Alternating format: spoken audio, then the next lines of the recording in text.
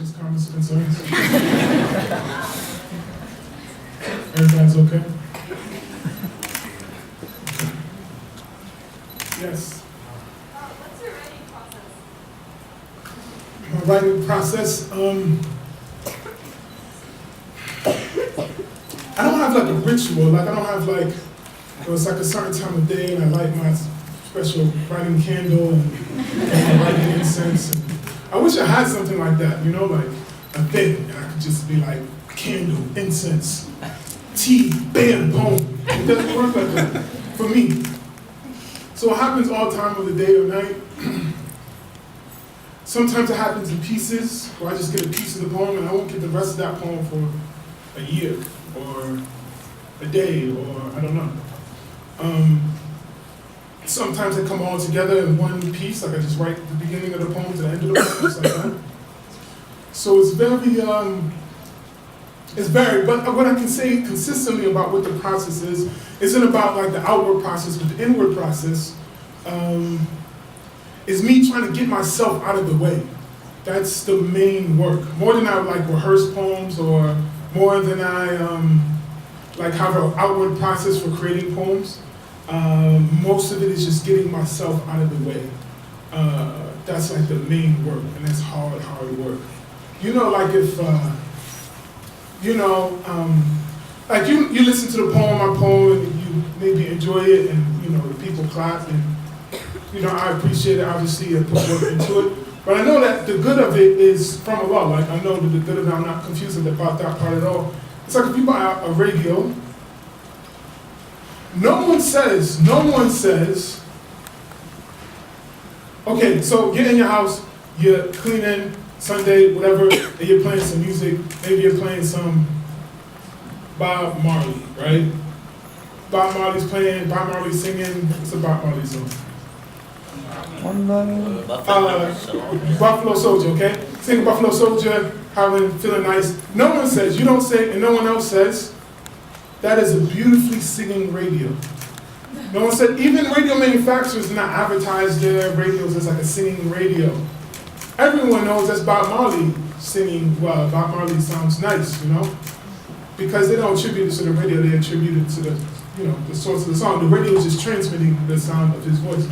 However, if there was like distortion and it didn't sound right, we would say, what's wrong with the radio? We wouldn't say what's wrong with Bob Marley's voice because we know Bob Marley's voice is very nice. So if there's any problem with the sound, it must be the radio. So me, I'm mostly just trying to be static free. Like I'm trying to have the message come through as cleanly with as little distortion as possible. So, there's this little poem. She asked, what does it feel like when the poem comes out? I said, it's like I'm writing my insides out, and I gotta get it out before my pen dries out, before my ego finds out. Can't let my ego find out. Because when I'm writing my insides out, my every fear, my every flaw flies out. In my ego, where those fears and flaws hide out. So whatever I do, can't let my ego find out. If I couldn't write my insides out, I don't know, I'll probably blow my bloody mind out. Instead of writing, recite to blew me a third eye out. She said, oh, that's what danger, devil walking's all about? I said, yeah. She said, well, I'm glad you took the divine route. I said, yeah, I took the divine route, but it's only a matter of time before the world finds out this is both heaven and hell coming out of my mouth. Yeah.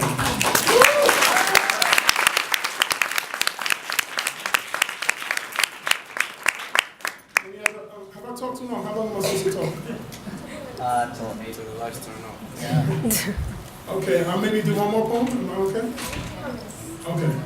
Yes. This may seem repetitive because you probably did already answer most tidbits, but is there a specific experience or like a particular moment in your life that inspired you to write that piece, or was it just like a collective,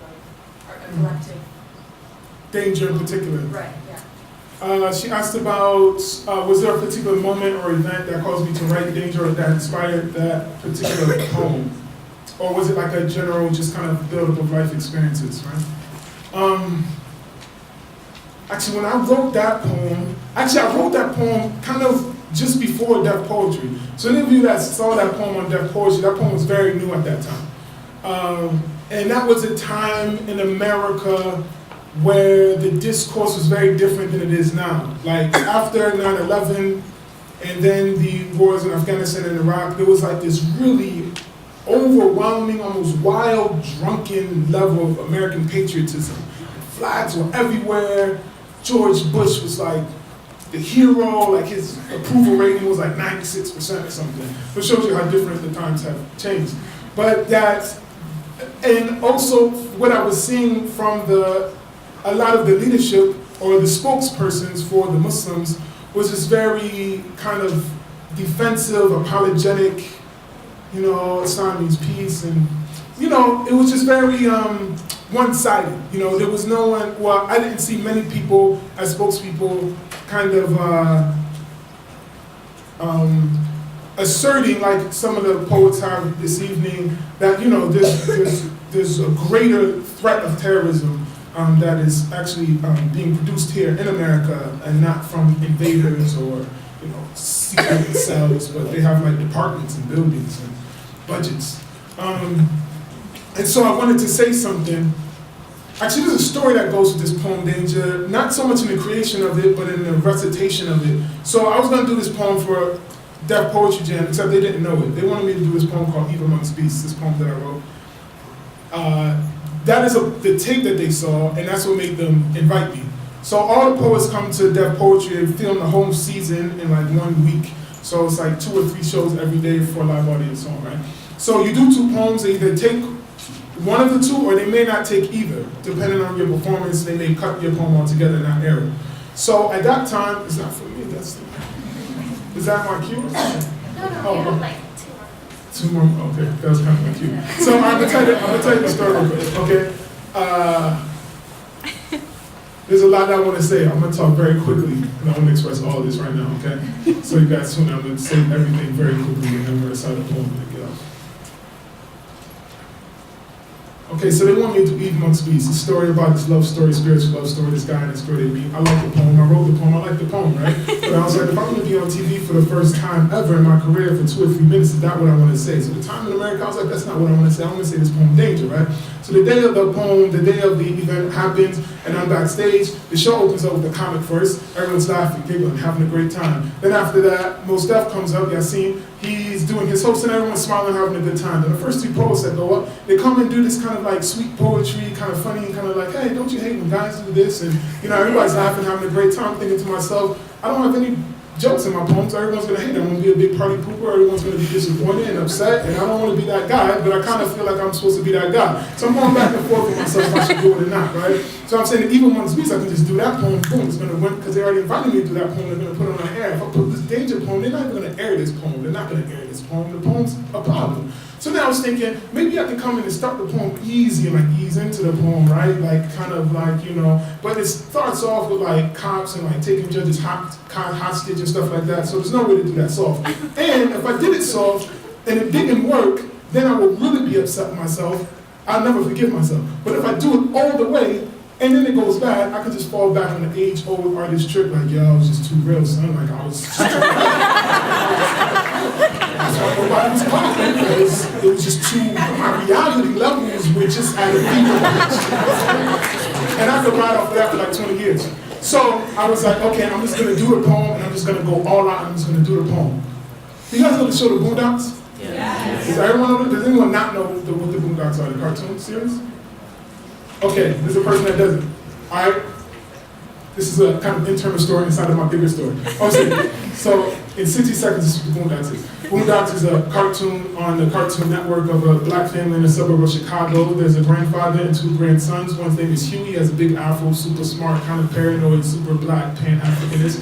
Then the younger one, Huey, maybe 9 years old or something, Wiley, is kind of like a wannabe thug, kind of think of Gucci Man meets 50 Cent. And there is a comedy. So anyway, there's this episode called a Garden Party episode. So the Garden Party episode, Huey, big afro, super smart, paranoid, black, pan-Africanist. He's having a dream that he's at a garden party. This garden party is a whole bunch of white people, very rich, big garden, wine, cheese, giggling, there's a band. So he's there like, I'm not just gonna be around here giggling around all these white people. I'm gonna get on the mic because I got something to say. So he gets on the mic, tells the band to shut up, he says 3 things. Number 1, 9/11 was an inside job. Ronald Reagan is a devil. Jesus was black. And then the whole crowd, it was crazy. There's people beating up each other, the white people pulling their hair out, they're calling the National Guard, they're setting things on fire, it's a riot, right? So then he wakes up, he goes to a real garden party, right? Goes to a real garden party, and the same thing. Rich white people, wine, cheese, and giggling. We're not gonna be around here, sitting around all these giggling white people. I'm gonna pause that story, go back to my story. So I go on this poetry, I'm doing the poem, it's really quiet and really still. I'm thinking this is going very bad.